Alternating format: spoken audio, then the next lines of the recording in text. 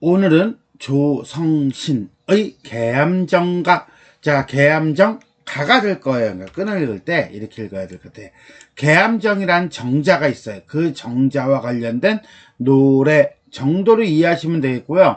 자, 계암정가 말고 또 계암가라고도 하더라고요. 요걸 여기 정자의 이 정을 빼고 계암가 내지는 계암정가라고 하는데 우리는 그냥 계암정가라고 이렇게 명칭을 하도록 하겠습니다. 대부분 이렇게 하더라고요. 자, 조성신의 계암정가에 대해 살펴보도록 하겠습니다. 이 작품은 1801년 계암 조도일이라는 사람이 정자를 지어요.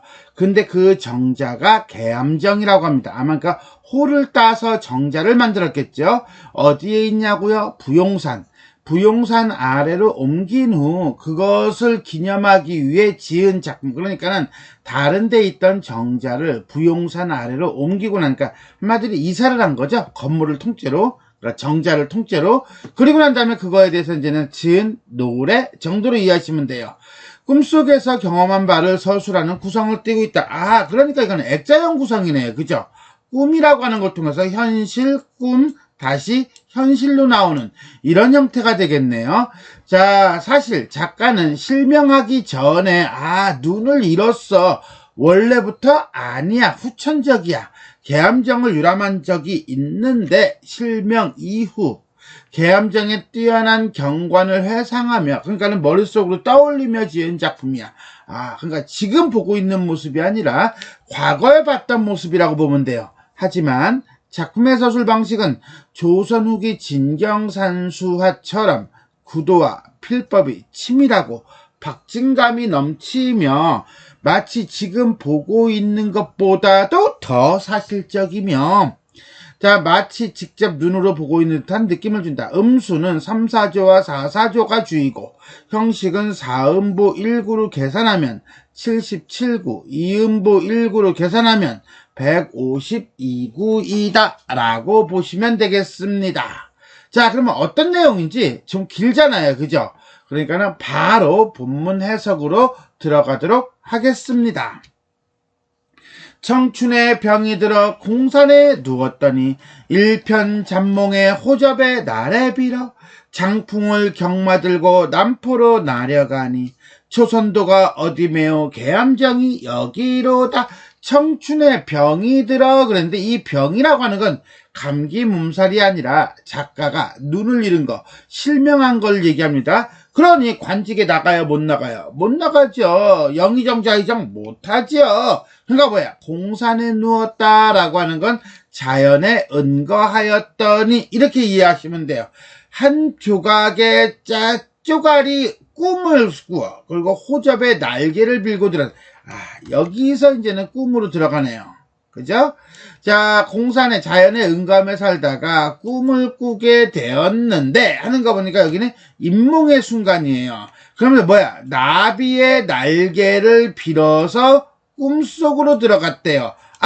나비의 날개 꿈, 이런 뭐야? 일장춘몽 맞고 호접지몽이라고 하는 걸로 장자의 글 속에 나오는 이야기입니다.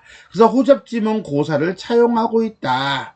근데 이 꿈을 꾼다고 했지만 실제 배경은, 꿈속에 나오는 배경은 현실적 공간인 고향. 한마디로 뭐야? 그렇죠. 계암정이 있는 공간이다 라고 보시면 돼요.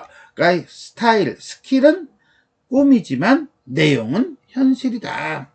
장풍을 경마들고 남포로 나려가니, 자, 이때 경마들다 내지는 경마잡다라고 그래요. 이게 바로 경마가 뭐냐면 말채찍 내지는 말고삐예요. 그러니까 말고삐를 잡고 이런 거야. 장풍을 경마들고 라고 하니까 장풍을 타고, 진짜 말을 타고 간 게 아니라 이 바람을 타고 이렇게 되는 거야. 왜? 나비가 됐잖아. 나비가 돼서 바람을 타고 어디로 가? 남포로 내려간 거예요. 이 남포로 내려갔으니까 공간의 이동이죠. 초선도가 어디인가 계암정이 여기로다. 초선도는 경북 영양에 있는 섬이래요. 근데 여기 어디야? 넘어가. 우리는 어디로 가? 이 계암정이라는 정자 여기로 왔다는 거야. 그러니까는 자연 속에서 은거하던 화자가 내지는 작가가 꿈속에 나비가 되어 바람을 타고 남포를 지나 초선도 곁을 지나 어디까지 왔어? 계암정까지 온 거죠. 꿈속에서 나비가 된 화자가 계암정에 찾아간 겁니다. 자, 여기까지를 우리가 서사로 봅시다. 서사로 본다면 인몽 꿈을 통해서 계암정에 방문한 화자. 자, 서사의 장면을 간단히 본다면 병이 들고요, 나비가 돼요. 그죠? 일상생활에서의 경험을 꿈이라는 문학적 장치를 통해 시를 썼음을 드러내고 있습니다. 더더군다나 이 꿈의 장치는 불맹어심이에요. 한마디로 맹인이 된 것의 마음과 같다. 맹인이 된 마음, 한마디로 마음의 눈을 뜨시면 육체의 눈이 떠지지 않는 것이 아니라 마음이 눈이 떠지지 않은 거야. 그러니까 마음이 눈이 떠지지 않았어? 그러니까 마음의 눈을 뜨라는 거죠. 3I. 제3의 눈. 이거를 우리가 이렇게도 얘기해요. 학문의 침잠 깊이 파고들어 마음의 눈을 떠라 라고 하는 의미예요. 그러니까 원래는 이런 의미인데 이 작품에서는 눈이 멀었으니, 육체의 눈이 멀었으니 마음의 눈으로 봐라, 이렇게 해석을 하기도 합니다. 자, 이런 점에서 본다면 꿈이라고 하는 것에 빗대서 현재를 드러낸 것이라고 볼 수 있고요. 그 다음에 뒤에 말을 꼬였다. 뒷내용을 이어서 보면은 뒷내용에는 이런 게 나와요. 친족 간의 화합, 가족 간의 화합, 그래서 효자, 효손, 효도를 다하는 자식과 효도를 다하는 손자들, 한마디로 일문, 일가, 집안의 모습이 나오고 마을의 모습이 나오는데 그것이 주제의 한 날개입니다. 한쪽 축이라고 보시면 돼요. 이런 점에서 본다면 이 꿈을 통해서 뭐하고 있다? 친족 간에 화합하는 일상의 경험을 표출하고 있다. 마음의 눈이라고 하는 것은 현재의 모습을 바라보는 거, 그 다음에 화합을 바라보는 거, 이 두 가지라고 볼 수 있다. 뭐 이렇게 얘기하기도 합니다. 하나 더 볼게요. 자, 남포로 내려가니 계암정이 여기로다 라고 하는 부분이에요. 이 부분은요, 결국 뭡니까? 계암정까지 가는 과정이죠. 그 과정을 통해서 우리는 뒤에 뭐가 나오겠어요? 자연스럽게 계암정 주변이 나오겠죠. 그죠? 계암정 주변에 대한 묘사가 나올 거예요. 근데 작가는 병이 들어서 눈을 잃었잖아요. 눈을 잃었는데 묘사를 한다는 게 현실적으로 말이 안 되죠. 그래서 어떻게 합니까? 불맹어심이라고 하는 마음의 눈으로 이제는 뭐합니까? 경치를 보고 마음의 눈을 통해서 그리고 있다, 표현하고 있다, 이렇게 이해하셔도 됩니다. 자, 그럼 우리가 이제 본사로 본격적으로 들어가 보도록 하겠습니다. 어주를 흘러타고 백구의 길을 물어 굽이굽이 돌아드니 수석도 명료하다. 개변에 누운 돌은 석국이 벌려있고 석간의 솟은물은 박잔이 띄어있다. 자, 이거죠, 이거. 자, 여기서부터 여기까지가 한 센텐스, 여기서부터 여기까지가 한 센텐스일 텐데, 어주라고 하는 건 고기잡이배예요. 고기잡이배를 흘러 타고 들어가. 아, 그러니까 계암정으로 가려면 앞에 물가가 있어. 계암정 앞에 물가. 거의 물가라기보다는 바닷가예요. 거기를 가려면 이제는 배를 타고 들어가나 봐. 그러면서 어떻게 가야 될지 길을 물어봐. 누구한테 물어봐? 백구에게 길을 물어봐요. 갈매기에게 길을 물어서 가고 굽이굽이 돌아 들어가니 와우, 수석, 물가에 있는 돌이 명녀, 매우 맑고 아름답구나, 이런 뜻이에요. 자, 병이 들어서 뭐였어요? 맹한 상황이기는 하지만 이 모양을 보니까, 이 글귀를 보니까 작가는 이 계암정으로 가는 길을 다 알아. 그리고 주변을 다 묘사를 해. 이 말은 한두 번 가본 솜씨가 사실은 아님을 알 수 있어요. 자, 개변. 자, 개울가에 누워있는 돌은 석국이 벌어있고, 석국이라고 하는 건요, 이거는 바둑이에요, 바둑. 그러니까 바둑판이라고 보시면 되겠는데, 바둑 암석에다가, 이거 혹시 등산하면서 산에 가면서 보신 적 있는지 모르겠는데 평평한 돌에 바둑판이 그려져 있는 게 가끔 볼 때가 있거든요. 그걸 얘기하는 거예요. 근데 여기서는 이제는 뭐 돌이 검은 돌도 있고 흰 돌도 있고 동그란 돌도 있고 네모난 돌도 있고 막 있잖아. 그러니까 진짜 바위에 바둑판이 그려져 있다기보다는 그 돌들이 이 개울가 바닷가에 모여있는 모습이 마치 바둑판 위에 돌 같다. 바둑돌처럼 이렇게 쫙 펼쳐져 있는 듯하다. 이렇게 이해하시면 돼요.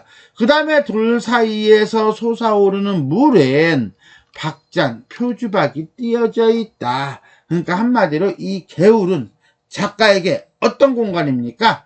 바둑 두고 힘들면 물 마시고 쉬고 여유를 부리는 그런 어떤 풍류를 즐기는 공간이다 라고 볼 수가 있겠네요. 자, 여기까지를 우리가 본사 1로 본다면 본사 1은 계암정 주변의 경관에 대한 묘사라고 볼 수 있겠습니다. 자, 이래서 이제는 자연경관에 대한 묘사를 통해서 작가의식인데 방금 얘기했던 거예요. 작가는 분명히 병이 들었어요. 병이 들어서 어떤 상태입니까? 실명의 상태죠. 실명의 상태에서 자연에 응거하고 있습니다. 그러면서 어디로 향합니까? 계암정으로 향합니다. 그럼 지팡이 들고 떠듬떠듬 갔었겠죠. 근데 그게 아니었나 봐. 어때요? 굽이굽이 돌아드니 수석도 명료하고 돌은 석국이 벌려있고 그 돌들 사이에 있는 물은 박잔이 띄어있다 라고 해가지고 계암정으로 가는 과정의 주변 경치를 매우 사실적이고 디테일하게 제시하고 있습니다. 이거는 자, 작가가 분명히 병이 들어있다는 사실을 우리가 안다라고 한다면 보면서 묘사하고 있다고 보기보다는 자, 실명 이전에 계암정 주변의 경관을 여러 번 보았음을 암시한다라고 보는 거예요. 그래서 기억 속에 있는 어심이죠. 불맹어심. 기억 속에 있는 자연과 경관을 매우 사실적으로 묘사하고 있다. 더더군다나 수석, 계변, 물 이런 걸로 볼 때 자연을 무엇으로 보고 있다? 풍류의 공간으로 보고 있다 라고 볼 수가 있겠습니다. 자, 그럼 우리가 본사 두 번째로 가겠습니다. 등날을 후려잡고 석국을 더디밟아 운창을 바삐 열고 주인 영감 배읍하니 등나라고 하는 건 등나무예요. 등나무를 잡고 석국, 돌이죠, 돌. 돌을 한 칸 한 칸 밟고 지나가서 구름으로 만들어진 창문이야. 와우, 진짜 멋있다. 그죠? 주인 영감을 만나서 인사를 해요. 이때 주인 영감이 누군데? 계암정을 지은 사람 누구? 조일도, 계암조일도가 되겠죠.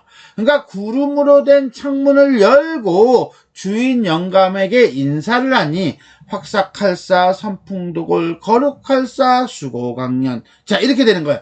확삭할사 선풍도골 거룩할사 수고강년. 내가 이 단어를 몰라요. 오탄 줄 알았어요, 이게. 솔직히 말하면 이게 오탄 줄 알고 사전을 뒤져보니까 와우, 있어요. 야, 그래서 이거 내가 국어를 가르치고 있고 국어를 전공을 하고 있다고는 하지만 어휘력이 많이 딸리는구나 라고. 그래서 이 단어가 왜 나왔나. 근데 이게 잘 안 맞아. 어떤 뜻이냐면요, 우리가 노익장이라는 말 알아요? 그러니까는 연세가 많으신 분인데 기운이 되게 좋아. 젊은이보다 더 좋아. 뭐 요즘은 가끔 텔레비전에 세상에 이런 일이 하면서 막 나오기도 하는데 그런 분들을 얘기하는 거예요. 그래서 노인의 기력이 정정함이 몸이 재빠르다라고 하는 거예요. 근데 이게 확삭이라는 말과 잘 안 맞는 것 같아서 뒤져보니까 후한서라는 책이 있습니다. 중국에. 거기 보면 마원이라고 하는 장수가 나와요. 그 마원이라는 장수와 관련된 이야기, 마원열전에 나오는 고사라고 합니다. 일단 지금은 시간이 뒤에 가서 설명을 한 번 더 할 거니까 요렇게까지만 얘기하고 퉁 치겠습니다. 선풍도골이라고 하는 건, 도골은 우리가 골격, 뼈다구로 얘기해요. 선풍이라고 하는 것은 신선 같은 아우라가 나오는 거야. 신선 같은 아우라를 가지고 있는 어떤 풍채 건강한 모습 또는 거룩하구나 와우 수고강령이라는 건 장수하며 건강하다라는 뜻이에요.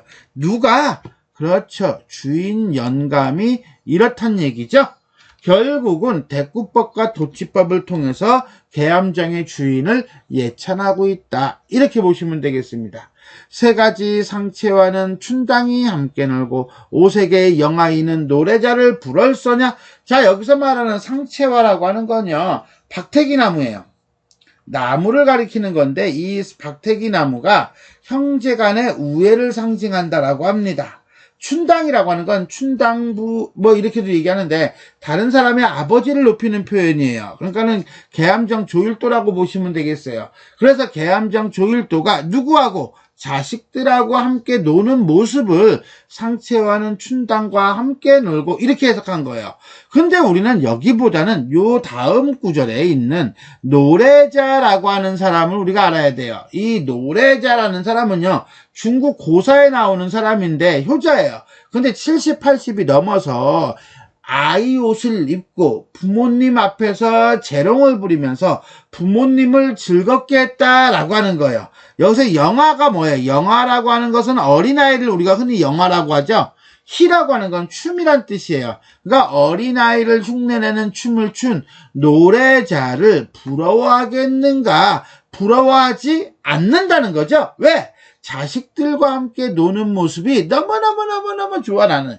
아니 내가 보기에 이 계암정의 주인은 이 노래자보다도 더 재미있는 모습을 가지고 살고 있는 것 같아.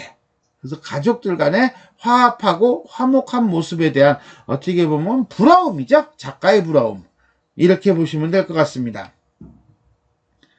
자, 금슬 시선은 안상에 들어있고 옥수 박나는 정전에 빌어있다. 금슬 시서라고 했는데 금은요 검은고예요. 금슬은 금슬이 검은고고요. 시서는 시와 그림이에요. 글씨. 그러니까 검은고와 시와 글씨는 안상, 책상 한자입니다. 책상 위에 펼쳐져 있고 옥수라고 하는 건요, 옷 같은 손이니까 손재주가 매우 좋은 사람이에요.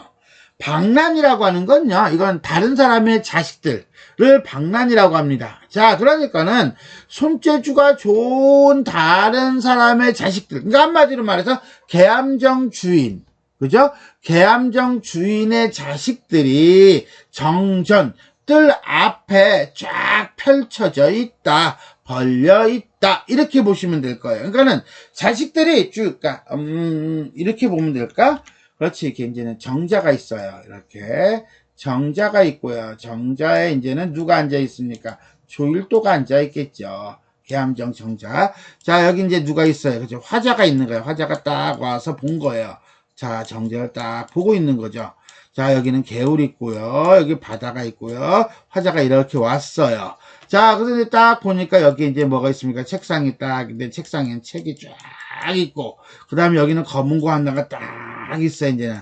그러니까 한참 놀았던 거죠. 그 다음에 여기서 이제는 꼬맹이 아이들이, 할아버지! 하고 이제 놀면서 장난을 치고 이제는 춤을 추고 재롱을 부려요. 그랬더니 여기 이제 또 아들하고 그 다음에 며느리가 이제는 또 이제 노래를 불러줘요. 노래를 부르니까 아이들이 재롱을 부리고 있더라는 얘기야. 그걸 보면서 얘가 어때요? 되게 기뻐하겠죠. 즐거워하겠죠. 뿔나고서는 막 그러진 않을 거예요. 사랑해 하면서 막 용돈도 주고 막 이러겠죠. 그죠? 이 모습을 보고 있는 거예요. 작가가. 화자가. 이 모습을 쫙 보고 있으니 어때요? 부러워? 안 부러워? 부러워. 그러면서 이제 아까 뭐였어요? 읍을 한다고 그랬죠? 안녕하세요. 저 누굽니까? 성가입니다. 라고 하는 거야. 이렇게 안부를 마친 후에 이제 슬그머니 이제 어디로 가요? 이제 얘도. 이 작가도 그럼 이리 오시오. 와서 같이 놉시다. 네. 하고 여기 이제 다시 앉겠죠. 앉아서 딱 이제 아이들을 보고 그 다음에 쫙 뭐합니까? 주변 경치를 쫙 훑어보는 거예요. 그래서 원근 산천 계암정 주변에 있는 경관을 산천을 일안 한눈으로 내려다보니 이런 뜻이에요. 여기까지 이해되겠어요? 동취병 서취병은 자 동취병이니까 취병이라는 게 어떤 절벽 이런 거거든요. 동쪽에 있는 절벽과 서쪽에 있는 절벽은 봉우리 꼭대기가 매우 아름답고 이런 뜻이에요. 자, 기암괴석, 희한하게 생긴 바위와 괴상하게 생긴 돌덩어리는 기절할 것 같구나. 진짜 아름답구나. 와우, 이런 게 여기에 이런 게 있네. 뭐 이런 거죠. 이런 영탄적 표현입니다. 1월산 일지백은 남쪽 기슭으로 뛰어나려 하고 곡곡 용반 준준호거하여. 곡곡 용반이라고 하는 것은 용자가 용용자예요. 그러니까 뭐야? 계곡과 계곡이 마치 뭐 같아? 용트림하고 있는 것 같고 준준호거할 때 호자가 호랑이 호자예요. 그러니까 마치 호랑이가 딱 서 있는 것 같구나. 그래서 곡곡 용반 구불구불 용처럼 서려 있고 준준호거 우쭈르쭈 범처럼 걸터앉고 있구나. 한마디로 1월산의 그 산새들이 기가 막히게 아름답고 웅장하구나. 청산벽계 구비구비 백리에 이어져 있거늘. 외로이 부용봉만 무슨 일로 독립 혼자 서 있느냐라고 하는 거 보니까 다른 산들의 다른 봉우리들은 조금 낮은가 봐. 아니지. 다른 산의 다른 봉우리들이 낮은 것이 아니라 부용봉만 엄청나게 큰 거야. 근데 이거는 원근법으로 우리가 이해할 수도 있어요. 객관적으로 부용봉이 엄청나게 크다라고 볼 수도 있지만 이 계암정이라고 하는 정자가 어디에 있어? 부용봉에 있어. 부용봉에 있으니까 이 정자가 있는 이 가까운 이 부용봉이 엄청나게 크게 느껴졌을 수도 있죠. 어쨌거나 그 부용봉에 있는 정자가 학의 날개가 솟아 있는 듯하구나. 이건 정자의 모습이에요. 그래서 정자가 부용봉 아래에 있음을 알 수 있다. 수층대에 내려앉아 요조동탁 터가 되니, 요조동탁이라고 하는 건 넓은 뜰 정도로 보시면 돼요. 넓은 뜰에 터가 되니 좌우로는 제산 모든 산과 모든 봉우리가 너가 누구예요? 부용봉이야. 부용봉을 위해 생겼느냐 이렇게 되네. 자, 그러니까는 부용봉이 쭉 있죠. 얘가 부용봉이에요. 그 부용봉 아래 이제는 개울이 있고요. 여기 터가 있는 거야. 이 터에 뭘 지었어? 그렇지. 정자를 지은 거예요. 정자를 지었는데 그 정자가 깊숙한 산 속에 있는 거죠. 여기 물이 있고요. 이 봉우리들이 쫙 있는 거예요. 이렇게. 예. 이해됐어요? 여기까지? 원근법에 의해서. 구름도 하나 탁 날고 있고요. 그러면서 와, 너를 위해 이런 것들이 전부 다 떠받치고 있는 것 같구나. 하우시 큰 도끼는 성문이 갈라지고 진시황 성난채 이바위 걸어왔다. 자, 이 성문이 갈라진다는 건 성문이 열리고란 뜻이에요. 성문이 뭔데? 그러면 옛날 호랑이가 담배 피고 토끼와 거북이가 간땡이 놓고 다른 바퀴를 하던 시절 중국 한나라를 세운 우임금이 도끼로 산을 떼어려 부셔가지고 강의 흐름을 세 개로 나누었는데 이 귀문, 신문, 인문이라고 하는 세 개의 계곡을 만들었다. 한마디로 쩍쩍 갈라져놨다. 이런 뜻이에요. 이때 채라고 하는 건 채찍이에요. 그래서 진시황이 만리장성을 쌓을 때 돌을 채찍질하여 스스로 가게 하고, 이거 전설이야. 그죠? 밤의 잔치에는 흘러가는 시간을 아까워하며 지는 달, 야! 달 가지마! 확! 너 죽어! 뭐 이러면서 이제는 달을 꾸짖어서 달을 머물게 하였다. 라고 하는 거죠. 일종의 영웅서사네. 아름다운 옥녀봉과 옷드름한 화선봉이, 옷드름한이라고 하는 것은 우뚝한 화선봉이 장엄하고 기하여 울울창창 벌려있고, 울울창창? 이게 무슨 뜻이냐고요? 약분해봐요. 그럼 뭐예요? 울창이죠? 따블이야. 그래서 매우 울창하다. 이런 뜻이에요. 써놓을 걸. 자, 기와요초, 기이한 꽃과 요상한 풀이 잦은 곳에, 잦다는 거니까 많이 피어있는 곳에 귤자바둑 흩었는 곳. 자, 귤자바둑이라는 말을 우리가 잘 모르겠어. 기와요초는 알겠는데. 자, 이건 뭐야? 뜰에 있던 귤나무에 귤을 따서 쪼개보았더니 그 속에서 두 노인이 바둑을 두며 즐거워하고 있다는 고사래요. 뭐래니? 하여튼 간에 이러한 듯 분벽 사창 밝은 방에 분벽 사창이라는데 분벽은 흙벽이에요. 사창이라고 하는 건 비단 커튼을 친 창문이에요. 운모병풍이라고 하는 것은 운, 구름으로 뭘 만들었어? 병풍을 둘렀는 듯 이런 뜻이에요. 와, 그러니까 여기서부터 여기까지는요. 자, 뭐예요? 그렇죠. 비유법이죠. 뭐뭐인 듯 지규법과 대꾸법이 있고요. 그 다음에 여기는 뭐예요? 은유법이 있고요. 이런 식으로 자연의 아름다움을 묘사하고 있다라고 보시면 되겠고요. 산세가 영험하고 신령스럽다라고 하는 것을 강조하고 있다라고 보면 돼요.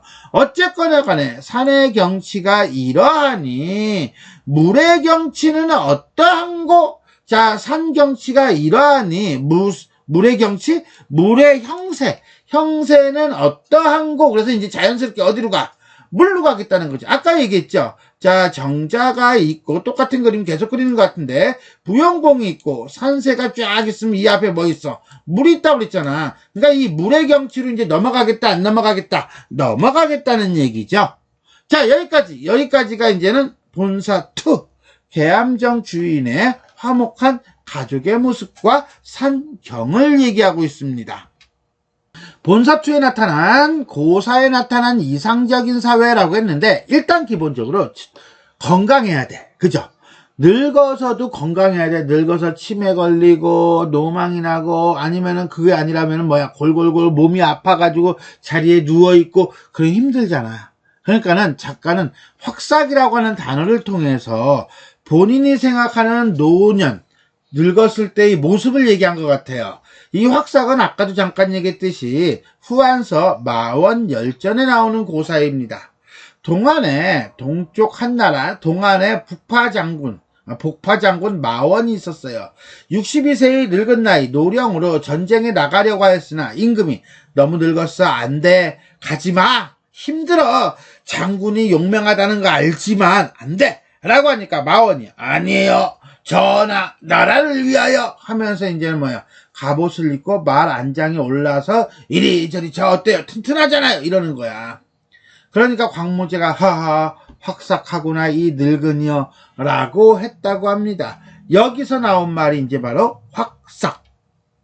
늙은 나이에 많은 나이에 건강한 모습을 보여주는 거라고 이해하시면 되겠습니다. 두 번째, 오삭의 영아이는 노래자를 불얼서냐. 이때 노래자를 알아야 된다고 했어요. 그죠? 노래자는 중국 춘추 시대의 효자예요. 난을 피하여 몽산 남쪽에서 농사를 짓고 살면서 70세의 나이에도 색동옷을 입고 어린애 장난, 즉 영아이를 하며 늙은 부모를 모셨다라고 합니다. 그러니까 늙어도 건강하게 늙어야 되고요. 그 다음에 가족들 간의 효자, 효손의 모습을 보여줘야 돼. 자, 이렇게 작품의 전반부는 꿈속에서 만난 계암정 주인의 모습과 삶을 묘사한 부분으로 어떻게 보면 작가의 욕망, 작가가 생각하는 이상적인 삶의 시련을 드러낸다고 볼 수 있습니다. 다음은 본사 3 가보겠습니다. 아까 수세라고 그랬죠? 수세는 어떠냐라고 했으니까 이제 물의 형세로 갑시다. 약산당 동변수와 서석정 서변수와 이제 뭐가 나온 거야? 산이 중에? 아니야, 수야. 동쪽 물과 서쪽 물. 남북으로 흐르는 물이 함께 모여 드난지라 라고 해서 이제 뭐야 정자 주변으로 흘러 들어오는 물의 형세를 구체적으로 묘사하고 있다는 거죠. 어디로 왔어요? 황제 여울로 와서 병풍바위를 돌아들어 만장창벽 만길의 푸른 벼랑을 깨뜨리고 부딪히고 양수 두 물이 합쳐져서 연못이 되니 계암정 정자 앞에 있는 물, 그 연못이 오기까지의 어떤 과정을 보여주고 있어요. 은홍이 뛰었는 듯 옥콩이 들었는 듯. 은홍이라는 건 은무지개예요. 옥콩이라고 하는 건 옥무지개예요. 그런데 이 두 개의 원관념은 폭포라고 보시면 되겠습니다. 아까 절벽에 부딪혀서 연못이 됐다고 그랬잖아요. 그거예요. 그래서 석판에 흐르는 물은 들어오는 곳 보건만은 징담에 잡힌 물은 나가는 것을 못 보겠구나. 한마디로 물이 들어오는 것은 보이는데 나가는 것이 안 보여. 나가는 것이 안 보이면 그 물은 어떻게 됐어요? 고이겠죠. 고이면 뭐가 돼요? 소가 되죠. 연못이 된다는 거예요. 그래서 연못이 되는 과정이에요. 남경대와 화계사는 팔경을 도와 있고 소양 복나무는 수문을 잠갔으니 백색 풍경과 층층수석은 말로 다 누구에게 전하며 아니보아 어이하리. 자, 남경대와 화계사는 팔경을 도왔다라고 했는데 이때 팔경이라고 하는 건 영양, 아까 경상도 영양군이라고 했잖아요. 영양군에 있는 8개의 경치를 얘기합니다. 그래서 착금대, 여기봉, 병풍암, 반월산, 이수고, 동만곡, 약수천, 지서감을 이른다라고 하는데 그런가 보다라고만 하세요. 뭐 이걸 다 외우는 거는 말도 안 되는 거고. 자, 그러면서 서호양, 복나무, 연못이겠죠. 호수겠죠. 수문을 잠갔으니 나가는 곳을 모른다고 그랬잖아요. 그러니까 백색의 풍경과 층층수석, 그러니까 주변 경치 경관이죠. 말로 다 누구에게 전하며 아니보아 어이하리. 이거는 안 볼 수가 없어. 기가 막히게 아름다워. 봐야 해. 뭐 이런 거예요.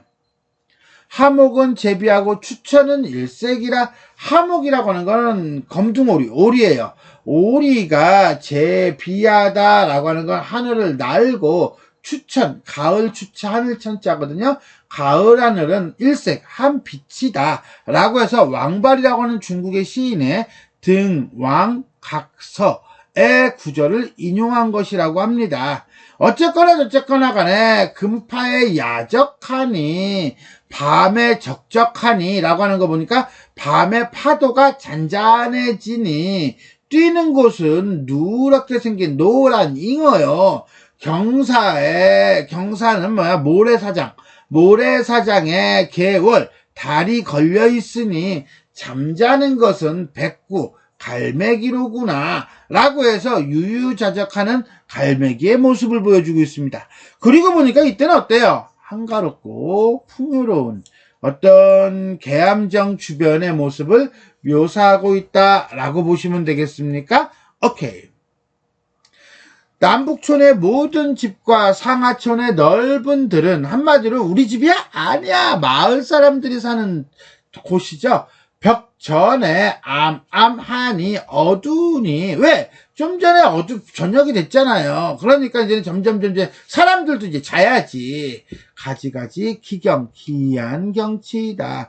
뭉글뭉글은 몽글몽글 의태어예요. 저녁 연기가 동정호에 피어나고, 저녁 연기가 피어난다는 건요, 사람들이 밥 짓는 거예요. 그러니까 굶어 죽지 않고 배불리 먹는다는 거죠. 일종의 태평성대라고 보시면 됩니다. 아른아른 새벽별은 은하수에 돋았다. 지금 계속 뭐 하고 있는 거예요? 저녁 경치를 지금 시간의 경과로 보여주고 있는 거 맞아요? 그렇죠. 계명구패가 잦았으니 닭이 꼬끼우 개가 왈 하는 소리가 여기저기 들리니 태평성대의 기상이다. 그래서 이 계명구패 때문에 새벽이 되었다 이렇게 해석하지 마시고요. 밤이 되었다 라고 해석하시는 게 맞아요. 어쨌거나 간에 저녁에서부터 밤까지의 시간의 경과가 나와요. 어가목적 화답하니 여강구 풍화로다. 자, 이때 어가목적이라고 했는데 어가라고 하는 건 어부의 노래, 목적이라는 것은 목동의 피리. 그러니까 어부가 노래를 부르고, 그러니까 저기서 목동의 피리 소리가 나. 이렇게 서로 간에 화답을 하니 이게 진짜 아름다운 경치로구나. 연적봉에 날이 지니 이제 시간이 또 지나갔죠. 행인이 돌아가고 비파담에 달이 뜨니 또 시간이 지나가죠. 어부가 내려간다. 대꾸법이죠. 어쨌거나 저쨌거나 간에 시간의 흐름을 통해서 어떻습니까? 그렇죠. 화목하고 한가로운 여유로운 마을의 모습을 보여주고 있다라고 보시면 돼요. 무심출수 저구름은 너는 어이 떠있으며 천비지환 이새들아 너는 어이 날았던 곳. 무심출수예요. 자, 무심이니까 마음이 없는 거네요. 한마디로 뜻이 없어. 뜻이 없이 출수 나왔어. 무엇이? 구름이 구름이. 그래서 무심출수 그러면은요. 자, 구름이 뜻없이 산의 굴에서 피어오름과 같이 심중에 품은 것이 없이 종일하다 이런 뜻이래요. 자, 근데 종일이 또 뭐야 하고 찾아보니까 버릇없이 제 마음대로 한다. 그럼 뭐가 이게 무슨 소리야? 그러니까 그거예요. 특별한 생각 없이 마음속에서 이런 저런 이런 생각 저런 생각이 막 튀어나온다는 얘기예요. 근데 이건 진짜 마음속에서 튀어나온 것이 아니라 구름을 비유한 거죠. 구름이 하늘에 떠 있는 것이 내 마음속에서 아무 생각 없이 튀어나온 것처럼 떠 있으며 천비지환 하늘을 날고 그 다음에 땅을 돌아다니는 새들아 너는 어디 날고 있느냐. 좋은 모우 아침 구름과 저녁 비 한마디로 자연의 다양한 모습은 만만상 여러 개이고 춘화 추엽 봄에 피는 꽃과 가을에 지는 낙엽은 하나하나가 전부 다 붉은 것은 어나 아니 누구의 차지이며 어나 아니 누구에게 물을 것인가. 그러니까 무심출수 아무 생각 없이 피어오르는 구름과 그 다음에 아무 생각 없이 하늘과 땅을 날고 있는 저 새들. 어떻게 본다면 아무 생각 없이 떠오르는 구름과 자유롭게 나는 새들. 그리고 구름과 비가 만들어내는 5만 가지 모습과 그 다음에 봄, 여름, 가을, 겨울 자연물들. 이런 것들이 나로 하여금 신나게 와 그게 다 누구의 차지이며 누구에게 물을 것인가 라고 하는 것은 궁금해? 그게 아니죠. 어떻게 본다면 일종의 생명력을 갖고 있는 것이고요. 그 다음에 이러한 자연과의 조화 속에서 감탄하고 있는 것이고요.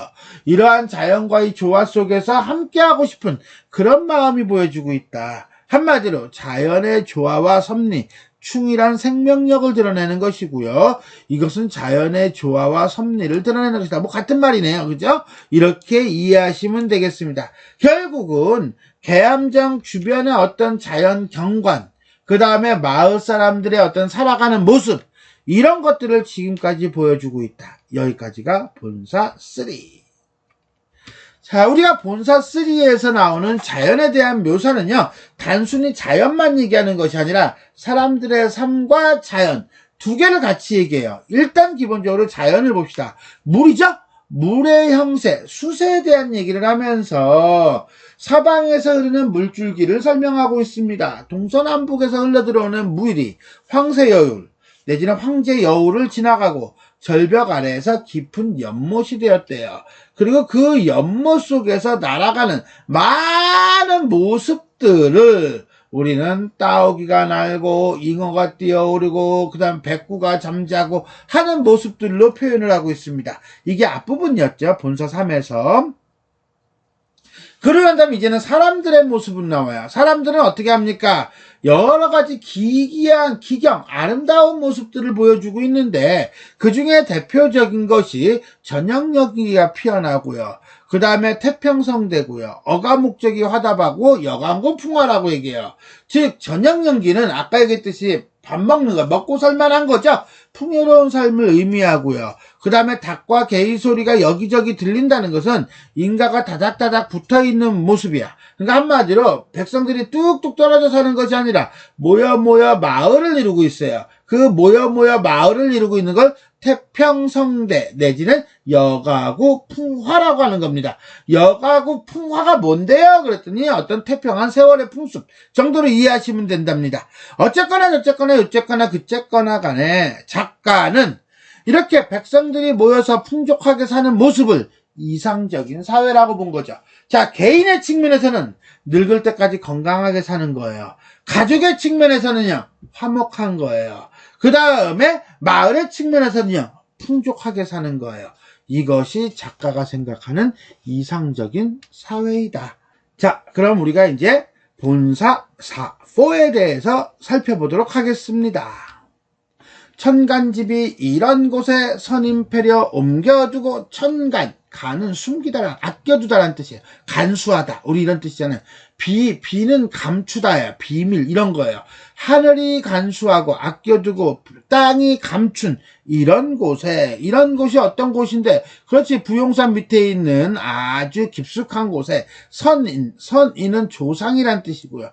패려는요, 집, 누추한 집이에요. 그럼 조상의 옛날 집을 옮겨두고 라고 했는데, 이게 무슨 소리냐? 그렇지, 정자가 이사했다는 거죠.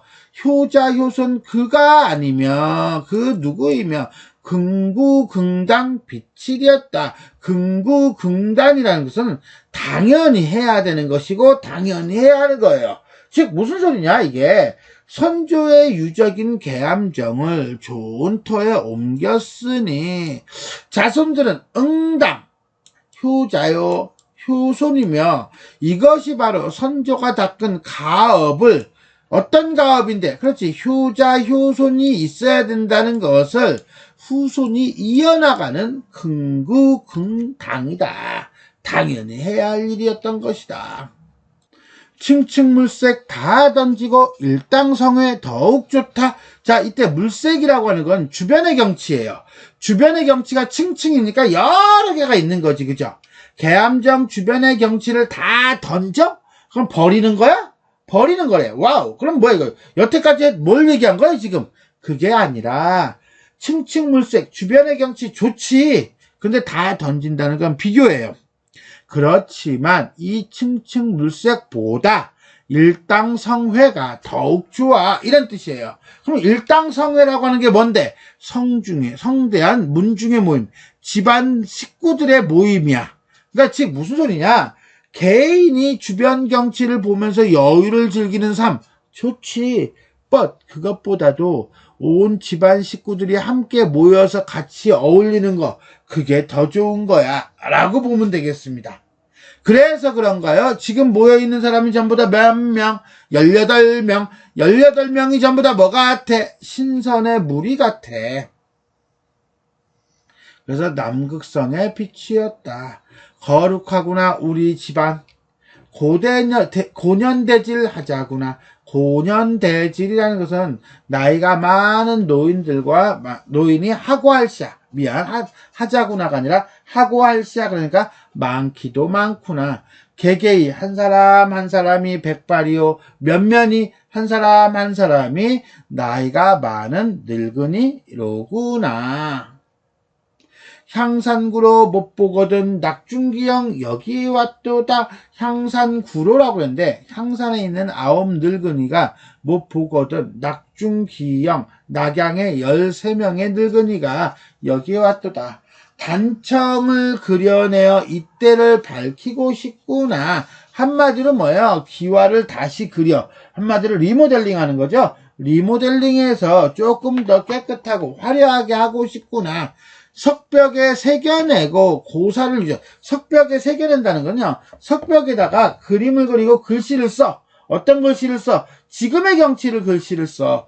그래서 이거를 후세에 전하고 싶구나. 지금은 임술년 내년이라 이날에 다시 보세라고 글을 마무리 짓고 있습니다. 소학사 예풍류를 손에 옮겨 붙여두고 일배주 가득 부어 만년축수 다시 하니 남산송백 푸르렀다. 축수를 마친 후에 군선에 손을 잡고 초선도로 가졌더니 청청한 하계 소리 깨달으니 뭐야? 꿈이로다. 이제 꿈에서 깨네요. 소동파가 부른 시를 손에 들고 일배주 한 잔 술을 가득 부어 만년축수 우리 오래오래 삽시다. 예, 건강하세요. 라니 남산의 소나무와 잣나무가 푸르렀군요. 영원히 변하지 않는군요. 우리도 변하지 말고 늙지 말고 오래오래 삽시다.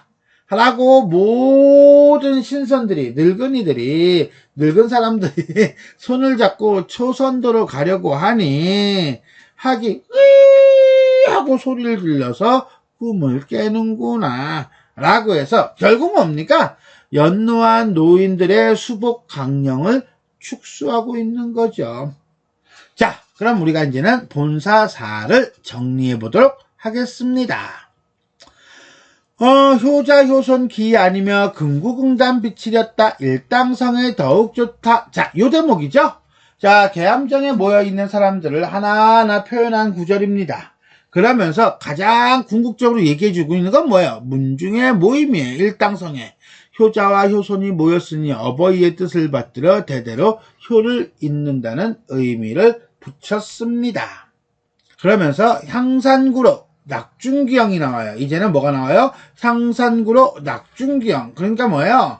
번성한 문중과 장수를 누리는 문중 어른들의 모습을 향산구로와 낙중기영에 비유합니다. 이런 장면을 통해서 작가는 효자와 효손들이 있고 어른들을 공경할 줄 아는 친족 간의 화합을 하는 가족 공동체의 모습을 통해서 이상적 사회를 그리고 있다라고 보시면 되겠습니다. 자, 결사 보도록 하겠습니다. 꿈 가운데 놀란 모습 혼자 앉아 노래하니 이제는 꿈에서 깬 거예요. 그래서 이제 모든 경치를 쭉 살피니 남산의 저 기러기 이 노래 가져다가 전달하는 매개체죠. 우리 임금 용상하에 자세히 들려주고 싶구나 라고 해서 결국은 꿈에서 깬 마무리 장면이다 라고 보시면 되겠습니다.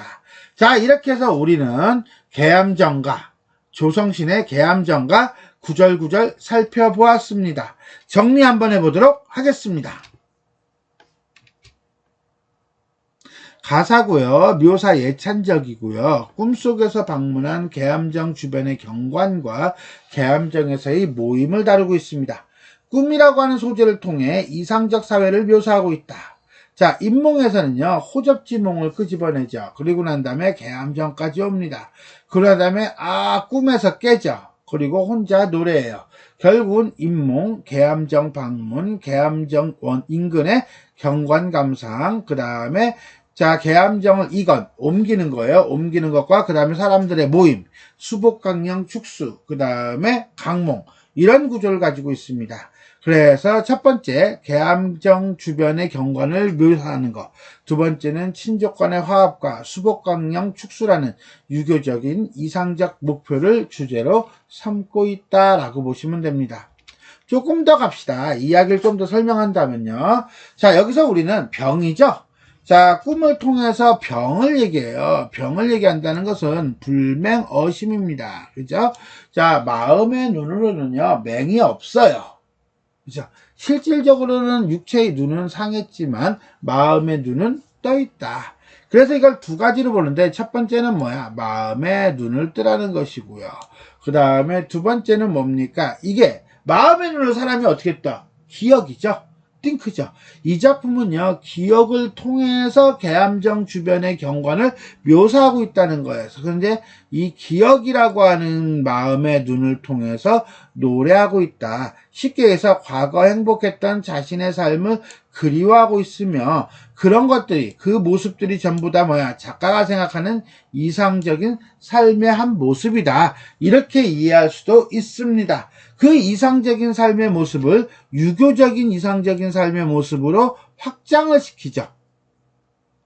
이런 점에서 볼 때 이 작품은 유가의 이상세계와 조선 후기의 어떤 통속적 욕망이 반영된 이상적 삶의 모습을 형상화하고 있다라고 볼 수 있겠습니다. 두 번째, 매우 사실적이고 섬세하게 묘사하고 있다. 표현상의 특징이죠. 자, 일편잔몽 호접의 날개를 빌어. 이거는요, 자, 구체적이고 디테일한 묘사라기보다는 인용이에요. 그래서 호접지몽 고사를 인용해서 큰 틀을 잡고, 그리고 난 다음에 여기서 이제는 뭐가 나와? 묘사가 나오죠. 눈이 보이지 않는 상태인 불맹어심의 상태에서 뭐야? 기억을 떠올려서 물 곱아 들어가 수석, 그 다음에 석국, 그 다음에 박잔이 떠있는 물, 이런 식으로 매우 사실적이고 구체적인 묘사를 통해서 이상적인 자연경관을 형상화한 것이다 라고 볼 수 있겠습니다. 비유는요, 외롭구나, 부용봉, 그 다음에 하계 날개 솟았는 듯, 좌우재산이 너를 위해 생겼던가, 라고 해서, 여러 가지, 외롭다라는 의인법, 뭐뭐인 듯이라는 직유법, 그 다음에 좌우재산 봉우리가 너를 위해 생겼던가, 라고 하는 거 보니까, 또 의인법, 이런 식으로 다양한 비유를 통해서 형상화하고 있다. 더더군다나, 여기 은홍이 뛰었는 듯 옥콩이 들었는 듯 이라고 하는 걸 보니까는 어때요? 또 대꾸법과 직유법을 사용하고 있다 라고 보시면 되겠습니다. 자, 이렇게 해서 우리는 조성신의 계암정가에 대해 살펴보았습니다. 자, 지금까지 내용이 도움이 되셨다면 좋아요와 구독 버튼 눌러주시고요. 알림 설정 부탁드리겠습니다. 수고하셨습니다.